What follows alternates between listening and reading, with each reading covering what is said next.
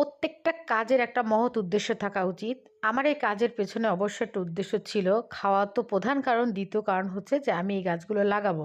কারণ অনেক সময় আছে আমি না থাকলেও আমার এখানে সজনে গাছ, অন্যান্য আরও গাছ আছে যেগুলো থেকে যে ফল আসে তখন আমার ভাড়াটেরা নিজেরা নিয়েই খায়। আমি বলি তোমরা খেয়ে ফেলো। আল্লাহর মাল আল্লাহ দিছে খাও। খেজুর গাছ আছে আমি বলছি খেজুর গাছ কেটে এবার তোমরা রস খাও। জাস্ট এরকম একটা বিষয়।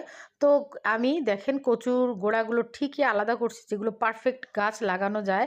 আর এই যে আমার আরেকজন লেবার ছিল তাকে দিয়ে আমি ওই যে পেছনে বললাম আমার জমির পিছনে জায়গা আছে দেখেন পানিও ছিল। সেম একদম সেম পজিশনে যেখান থেকে যেভাবে ওদের উঠায় নিয়ে আসছি ঠিক সেরকম পরিবেশ দিয়েই আমি গোড়াগুলো লাগাই দিলাম যাতে নেক্সট বছর আমাকে আর ওখানে যেতে না হয়।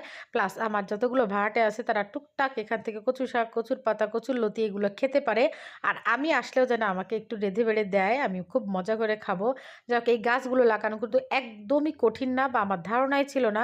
আমার যে মেন মিস্ত্রি সে বলতেছিল খুবই ইজি। এই দেখেন প্রত্যেকটা গাছ আমি সুন্দর মতো সারিবদ্ধ করে এখানে লাগাই দিছি। গোড়াগুলো একটা গোড়াও আমি খাই নাই, যেগুলো মূলত লাগানোর মতো পারফেক্ট সেগুলো দিছি। আমার গাছ লাগাইতে খুব ভালো লাগে, পশু পালতেও ভালো লাগে। সবাই আমার জন্য দোয়া করবেন।